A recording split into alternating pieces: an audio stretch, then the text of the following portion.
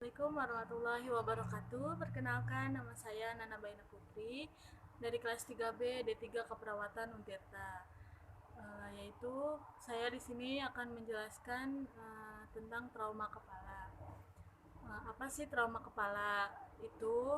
Trauma kepala yaitu kejadian cedera akibat trauma pada otak yang menimbulkan perubahan fisik, intelektual, dan emosional. Trauma kepala juga bisa dibilang kerusakan pada kepala, yaitu disebabkan oleh serangan atau benturan fisik dari luar yang bisa menyebabkan penurunan kesadaran. Jadi di trauma kepala ada 3 klarifikasi, yaitu ringan, sedang, dan berat. Ringan itu biasanya GCS 13 sampai 15, sedangkan sedang itu 9 sampai 12, berat itu 3 sampai 8.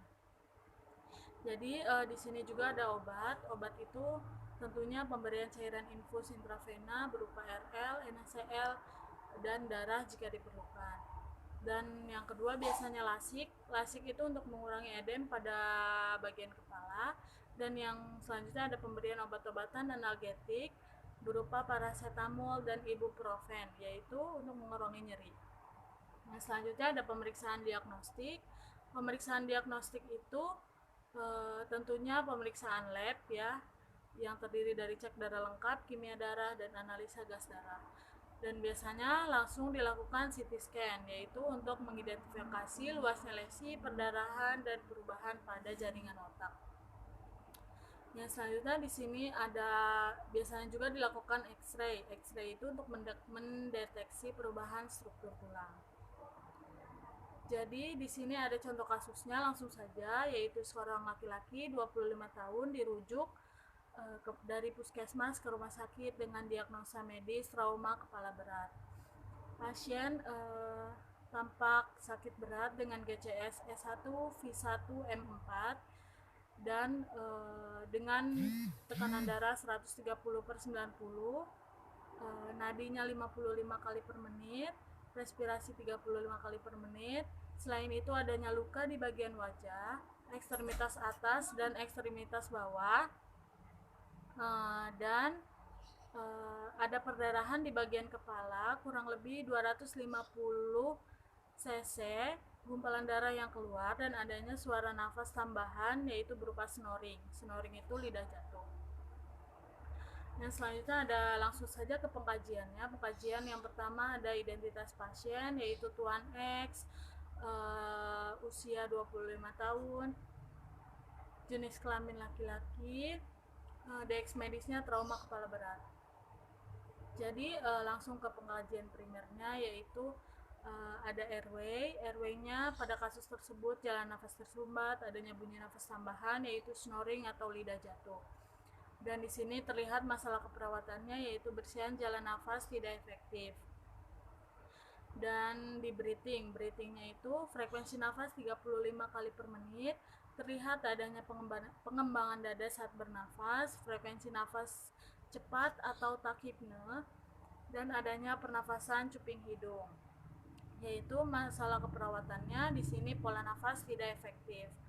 Dan lanjut ke sirkulasi. Sirkulasinya itu tekanan darah 130/90, nadinya 55 kali per menit, warna kulitnya cyanosis, akral dingin, CRT lebih dari 2 detik, turgor kulit menurun, dan adanya perdarahan di bagian kepala, yaitu masalahnya kekurangan volume cairan. Yang selanjutnya ada disability. GCS-nya terhitung 6, yaitu S1, V1, M4. Dan adanya benturan yang cukup keras di bagian kepala, adanya hematom di bagian wajah. Jadi masalah keperawatannya itu resiko perfusi cerebral tidak efektif. Dan di exposure itu biasanya dilakukan head to toe ya. Jadi di sini ada trauma di bagian kepala, adanya luka di bagian wajah, ekstremitas atas dan ekstremitas bawah. Jadi di sini terlihat masalah keperawatannya yaitu gangguan integritas kulit. Selanjutnya ada intervensinya. intervensinya itu yaitu dari yang pertama, bersihan jalan nafas tidak efektif, yaitu manajemen jalan nafas, yaitu observasi, monitor pola nafas, frekuensi, kedalaman usaha nafas. Terapeutiknya itu pertahankan kepatenan jalan nafas dengan hetil chin lift atau jaw thrust dan berikan oksigen. Nah, selanjutnya yang kedua itu pola nafas tidak efektif, yaitu pemantauan respirasi dengan observasi, monitor frekuensi, irama kedalaman dan upaya nafas, monitor pola nafas dan monitor adanya sumbatan jalan nafas. Dan terapeutiknya yaitu atur interval pemantauan respirasi sesuai kondisi pasien dan dokumentasikan. Nah, selanjutnya ada kekurangan volume cairan. Kekurangan volume cairannya itu yaitu manajemen hipovolemi, yaitu pada observasi periksa tanda gejala hipovolemi dan pada terapeutiknya hitung kebutuhan cairan pasien. Yang selanjutnya ada resiko perfusi cerebral tidak efektif, yaitu dengan cara pemantauan tekanan intrakranial dengan observasi penyebab peningkatan tekanan intrakranial, monitor peningkatan tekanan darah, dan monitor penurunan tingkat kesadaran. Dan terapeutiknya itu pertahankan posisi kepala dan leher, atur interval pemantauan sesuai kondisi pasien, dan dokumentasikan hasil pemantauan. Jadi yang terakhir, gangguan integritas kulit, yaitu dengan mengambil perawatan luka. Pada observasinya itu monitor karakteristik luka dengan misalnya warna, ukuran, dan bau, dan monitor tanda infeksi. Dan terapeutiknya itu lakukan perawatan luka menurut SOP.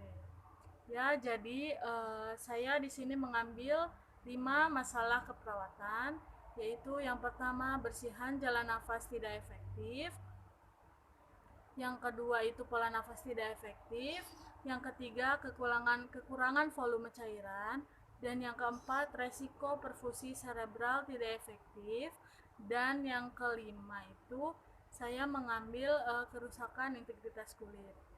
Sekian dari saya, kurang lebihnya mohon maaf. Assalamualaikum warahmatullahi wabarakatuh.